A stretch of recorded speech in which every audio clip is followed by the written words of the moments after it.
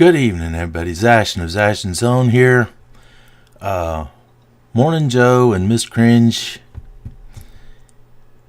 keep finding the truth. I hadn't watched Mornin Joe before. I had heard of him, but I hadn't really watched him.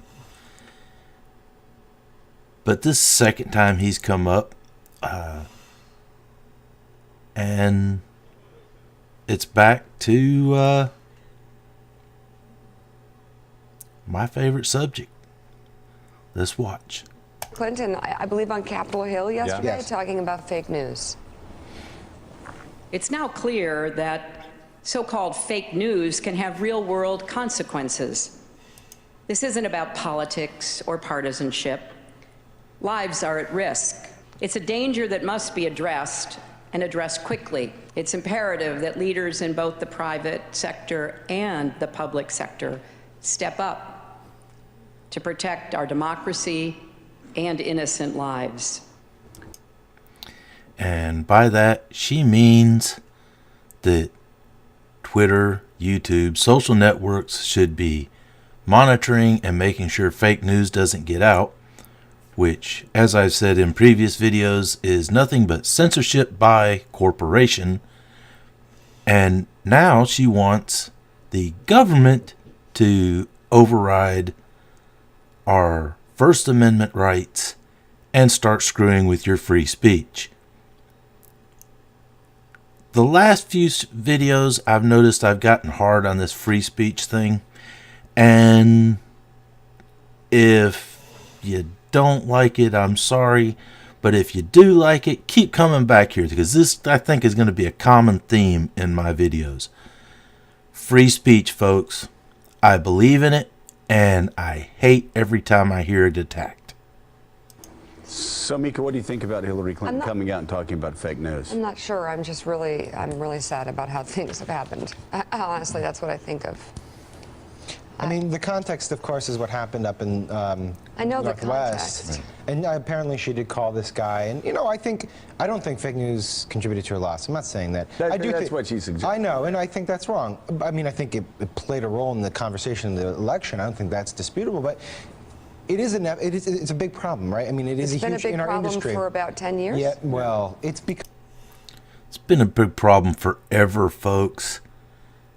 We grew up with National Enquirer, The Star. We all remember seeing it when we was in the grocery stores with our parents. It's not a new phenomenon. What is new is now we've got Facebook to spread it so much faster and to so many more people. But that doesn't change the fact that most people understand bullshit when they see it. The best way to fight against fake news is to show it to the light of day. When more and more people see it, more and more people start looking into the reality of it, the faster the bullshit is shown to be bullshit.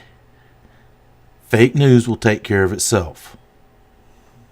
becoming a No, it's radically been a big No, problem. it's You haven't actually- seen fake? actually, Have it's- you it's logged been a- on? been The a huge ability of these problem. stories to spread and get hundreds of thousands of views, and they are not even close to reality. I mean, it's some of not the new. stuff is really insane. It's Oh, insane trust me, what's it out is there. insane, and it has happened for a long time. Trust me. It's happened Alright. for a long time. I don't But trust look, you can't.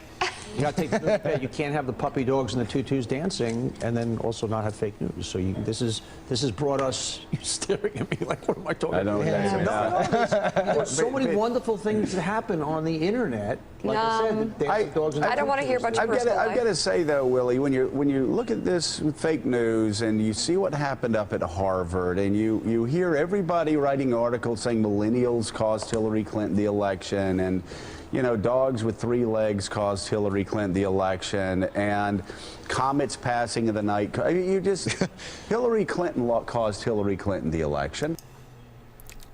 And there it is. Mornin Joe. Somebody over on MSNBC, which I personally called CNN the Clinton News Network. MSNBC, I watched a few times and knew it was even further left than that. I completely ignored it during this last summer. And by ignoring it, I missed a real gem in their lineup.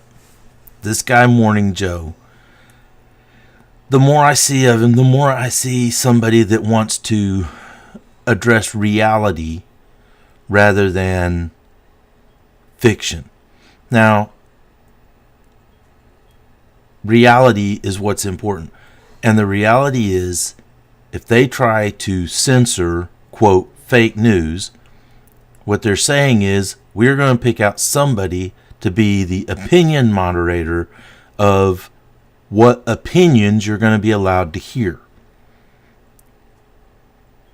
Our Supreme Court, thank God, is going to shut this down once they finally put it in writing.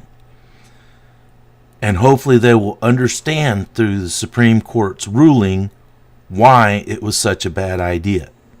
And why in the 70s, when conservatives wanted to shut down, in the 60s and 70s, when conservatives wanted to shut down free speech, it was wrong then too.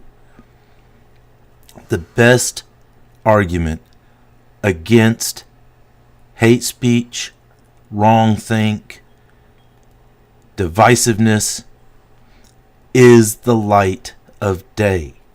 Reality. Don't dress it up. Don't kowtow to the idea that because it's politically correct, it must be right. No, politically correct is not always right. Otherwise, Black Lives Matter wouldn't be put in a privileged position of not being able to be called racist.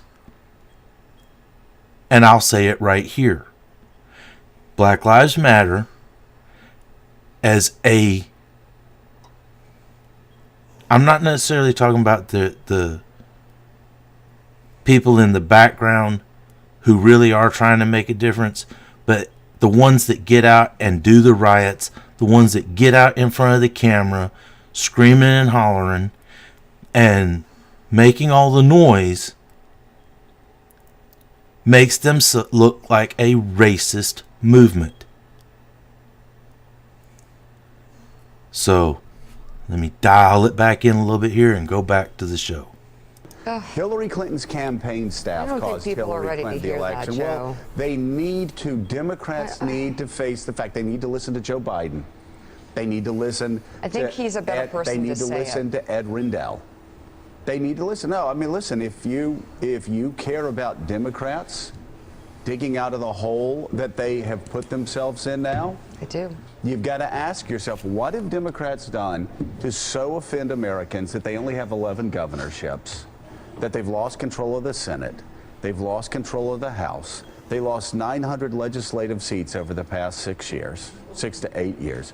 6 years, past 6 years, they've lost over 900 in our home state of Connecticut. My God, it was something like, I don't know, Democrats were ahead something like 120 or 130 to 38 or whatever. Now it's practically tied. The Senate's tied in blue Connecticut. Democrats have got to figure out what have they done to offend Americans on all levels. It wasn't fake news. No, it wasn't fake news.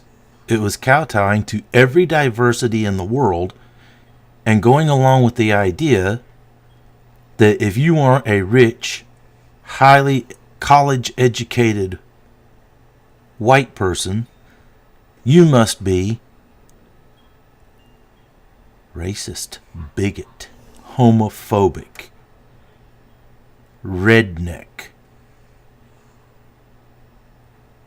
And it didn't even take being from the South to be all these things. Just the fact that you didn't have the wherewithal to be part of their college-educated, politically correct crowd, you were all these bad things. And no, we're not these bad things. Let's let him talk some more. much, much bigger, and it's something that's happened for the past 6 years. And in the last month, I haven't seen a lot of signs of learning. I mean, you've heard from Joe Biden, you heard from Tim Ryan as he ran in opposition to Nancy Pelosi, focusing on the kind of people that cost Democrats the White House this time. But it looks to me like doubling down on the things and blaming other things that perhaps didn't have as much influence on the election as they believe. I've spoken privately to some leading Democrats, and the top, kind of narratives or feelings that they have are scared to death and really angry. You know, Mika, if you look at the way we all covered it, we actually were putting a light on it, because they would go, okay, Trump's getting, 84% of uneducated white voters, but Hillary Clinton's getting 93% of the African-American voters and 84% of the Hispanic voters, right, and 43% of the millennial voters. So they were actually articulating the problem as they were covering it and saying, well, we know we're not getting these people, but when we put it all around the fringes, it'll all add up. We're gonna And I be think fine. the problem is also, because she did win the popular vote by, what, 2.7 million, the party is going to say, okay, we have a popular mandate here. We just got to get these people in the right states. And that does end up causing some friction with trying to learn the right lessons. So weird. I remember when he came down the escalator, and the moment, I remember thinking, everyone had these reactions where they laughed at the concept. It sent a shiver down my spine, and I thought, this is the first time I don't get my party that they're laughing at this. Everyone else was too, but I was specifically concerned about Democrats. It wasn't just your party, baby girl. We were all wondering if it was real or not. A while back, I gave my wife credit where credit's due. That day one, when she saw him come down the escalator, she said he was going to be president. It took me a month and a half to 2 months before I finally jumped on the Trump train. And yes, I had my points this last summer before the election that I was worried things had gotten off the rail and the media was not going to let go of it to let him get back on track. And Trump took the bait twice. With the cons and the pageant princess, he took the bait. He gave away the narrative. And good Lord, if he could, as a president, if he can just remember the learning from that right there. Do not take the bait when somebody gives you low-hanging fruit. That's the time to make a short comment that does not give any credit to it and turn your back on it and let it lie. Thinking this is who they would want as the nominee, like that they could just totally kill this candidate. So if you're a Democrat and you're blaming who's captured fake the imagination news, of Americans. Blaming fake news. First of all, you're suggesting that most smart Americans can't figure out the difference between real and fake news. But secondly, what you're doing is you're focused. That's right. Because we're not college educated, politically correct individuals. We're too stupid to know what the difference between fake news and being able to vet our own news. On one race. And again, you're ignoring the fact that 4 out of 5 governors are now Republicans. That's staggering. That you lost 900 legislative seats over the past 6 years across the country. That Republicans control the Senate. That they're going to win even more, most likely in 18, because so many more Democrats are up. Democrats have got to face the fact that they have lost middle America. And but going around saying, hey, we want 2.5 million more votes in the Hill. I understand that frustration. Great. Take over California. You already have. You won California and New York by huge margins. Until you change the system, you got to win Wisconsin. You got to win Ohio. You got to win Michigan. And talking about Elizabeth Warren going out and saying, oh, well, we got more votes for Senate candidates and more votes for... As I said a couple weeks ago, well, if football championships were won by who ran the fastest down the field, I guarantee you, Nick Saban's team would be the fastest in America. But that's not how you win football games, and it's not how you win presidential elections, banking votes in California. In Hillary Clinton's defense, she gave a nice long tribute to Harry Reid, and that was just one part of the speech she made there. And I can understand from her point of view, she got more than 2.5 million It's more so votes frustrating. than her opponent. And she's looking for reasons and answers. But it's the people around her in the Democratic Party that That's you what I'm start sad looking about. at what happened and why it really happened. And I do think, we talked about it a lot in real time in September, but not as much in the post-mortem. The deplorables comment, that comment hit so hard to so many people in the That deplorables comment actually jumped party lines, because a lot of people on the Democrat side said if she can talk about my neighbor down the street who's just like me, he's no more better educated than me, he's no more a racist than I am, he's a fine standing citizen in the community, raises his kids, he provides for his family. If she can talk about them that way without even knowing them, what does she really think about me? Hillary Clinton was in it for Hillary Clinton. This was supposed to be her inauguration, and it didn't happen. She thought she was going to get inaugurated when she went up against Obama in 2008. It didn't happen. Let's watch the rest of the show. States that decided the election. I think when history looks at it, it'll be her 47% It cut deep. comment that really You're hurt. absolutely right. That's actually a great point. And Great it's so point. fascinating where we started here this morning. Joe Biden making Just amazing. I think he deserves a hug. So great. Donnie, get you in the break. Yeah. Now the deplorables, It's really a good point. That No one's talked about it. was Cut deep. the 47% comment And for this now year. Joe Biden And it was a rallying cry for his people. talking about how what he said on our show during the conventions was actually not listened to, but that he got a lot of flack for. Mocked and ridiculed again. I will say from the same. He says he got into trouble. You know, what does that mean? I think I read something on the Huffington Post where somebody Good that you're reading. was sniveling at Donna Brazile, saying you're going to die of old age, but we're going to die of global climate change. All this. Oh, I remember that. Yeah. All this Listen, all this other when stuff. I was concerned the campaign was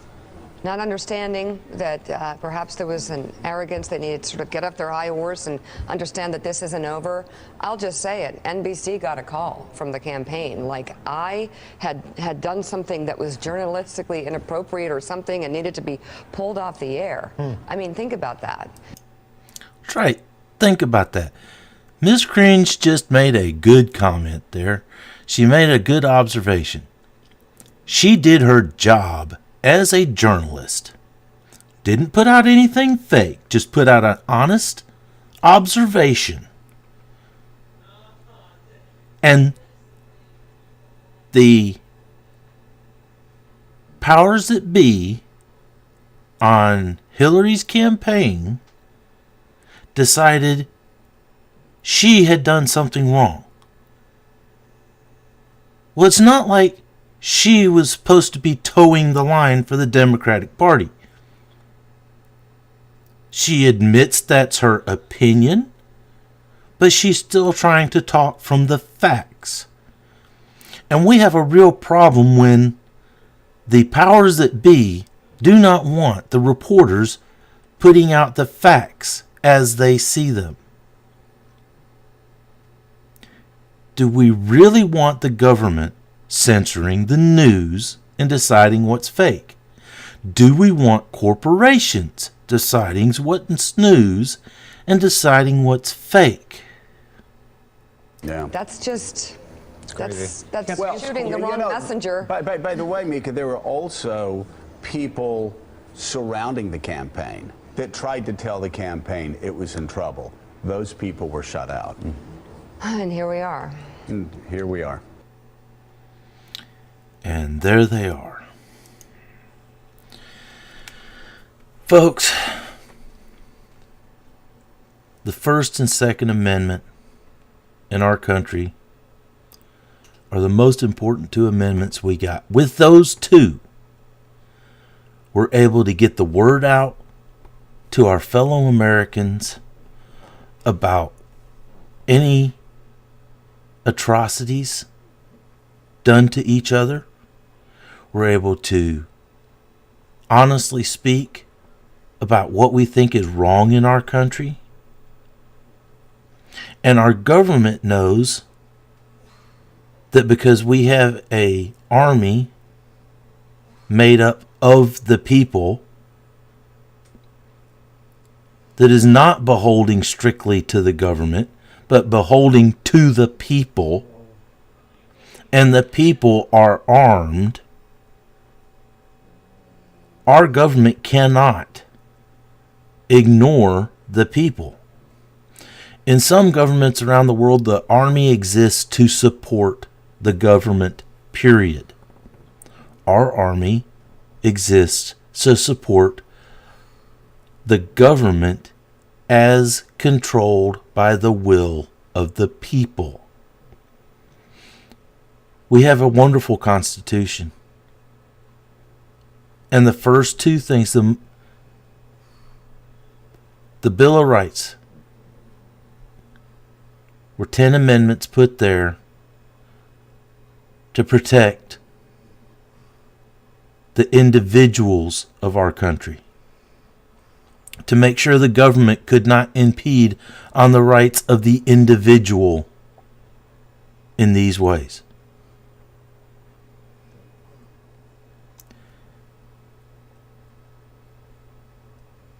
Now, more than ever, more than I've ever seen it in my lifetime, there is a push to censor our First Amendment speech again. I can remember it happening back in the 70s. I was a kid. I didn't really pay it any attention, but I remember it being in the news. It was a big thing that they were trying to stop people from speaking up. But it didn't work. People did speak up. We've got the laws about equal pay for based on gender. There is no, between a man and a woman, there should be no difference in pay for the same job.